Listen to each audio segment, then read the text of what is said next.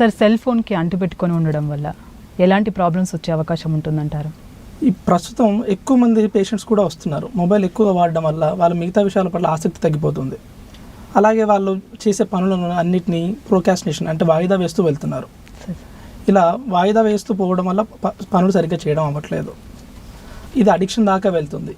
ఏదైనా ఒక వస్తువుని వాడుతున్నా లేదా ఒక పదార్థాన్ని సేవిస్తున్నా, ఆల్కహాల్ కానీ, సిగరెట్ కానీ, మొబైల్ కానీ, ఏదైనా కానీ దాన్ని వాడుతున్నప్పుడు దాంట్లో కొన్ని స్టేజెస్ ఉంటాయి. ఫస్ట్ రీక్రియేషనల్ యూజ్ అంటాం. అంటే వాళ్ళకి అది వాడడం వల్ల ఆ టైంకి కొంత సంతృప్తి వస్తుంది. తర్వాత రెగ్యులర్ యూజ్, సో అది వాడడం అలవాటు అవుతుంది, హ్యాబిట్ కింద వస్తుంది. ఆ తర్వాత అబ్యూజ్, వాడాల్సిన దానికంటే ఎక్కువగా వాడతారు. ఆ తర్వాత అడిక్షన్, సో ఖచ్చితంగా ఇంకా అది లేకుంటే ఉండలేరు, అలాంటి పరిస్థితికి వస్తారు.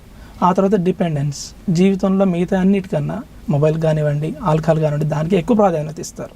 ఇలాంటి వాటి వల్ల వాళ్ళ జీవితంలో మిగతా ఏవైతే అంశాలు ఉంటాయో, అంటే ముఖ్యమైన పనులు ఏవైతే ఉంటాయో, అంటే భర్తకు భార్య కానీ, పిల్లలు కానీ, పేరెంట్స్ కానీ, వర్క్ కానీ, వీటన్నిటి యొక్క ప్రాధాన్యత తగ్గుతూ పోతుంది.